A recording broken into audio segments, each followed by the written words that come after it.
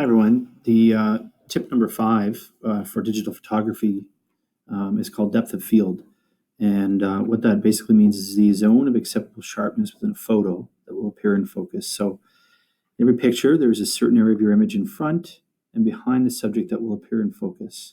A camera can only focus its lens at a single point, but there will be an area that stretches in front of and behind this focus point that'll appear sharp.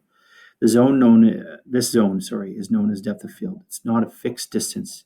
It changes in size and can be described as either shallow, where only a narrow zone appears sharp, or deep, where most of the picture appears sharp. So that's the general idea of depth of field. And I will continue by showing you what I mean. So the foreground here, of course, is blurry. This is the zone of sharp right here that we're talking about. And then this is depth of field. Shows a distance in the picture as well.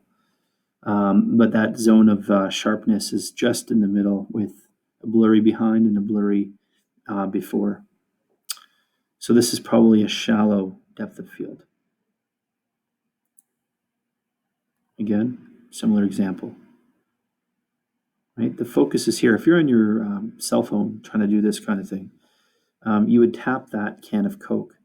This one and this one would appear slightly blurry, depending on the settings on your camera. Another one here. In focus in the foreground, background is blurred, but there's depth. Okay. Baby lion, mama lion, depth of field. Again, this individual, hands are in focus. His face and the rest of him is not, the background.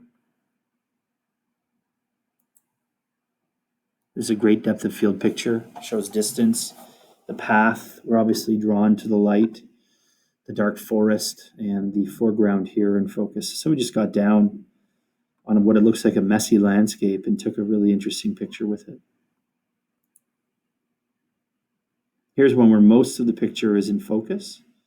This is actually my nephew Nathan and my nephew Sophia, my daughter Chloe, and my son Sam. They're much older now, but these two look about the same.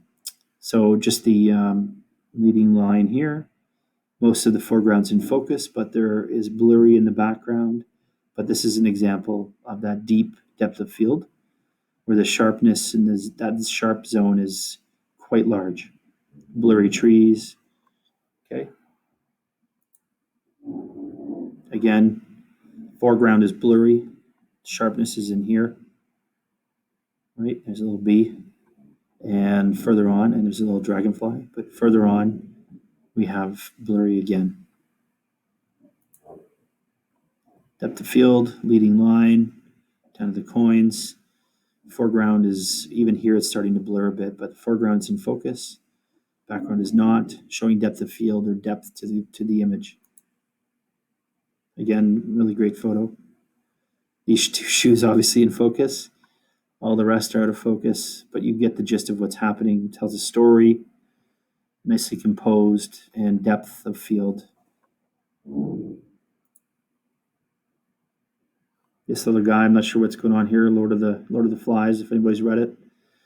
It's a book about a bunch of kids that end up on a deserted island together and start off well and turn into this kind of animalistic sort of thing, and basically try to eat each other. It's pretty interesting. It's also a movie on it, or a fictional movie about it, but the book is usually something you'd read in English. Again, here we have focus, depth of field. By the way, this picture is mostly shallow depth of field, mostly sharp and in focus, with a little bit of a blurry back here. Here we have footprints in sharp focus, getting blurry, but shows you a beach. There's some sort of terrain over here that's different. Pretty nice photo, nice depth of field example. There's another one. Hard to do without a camera with various settings, but really nice sharp focus here and leading line all the way through. Nicely composed. And foreground is blurred in this case. Sharpness is the I forgot what kind of, oh my God, a daisy. Yeah, sorry, it's been a long day. Sharpness in the foreground, depth of field, blurry behind. Shows distance though. And that's it. On to sense of scale.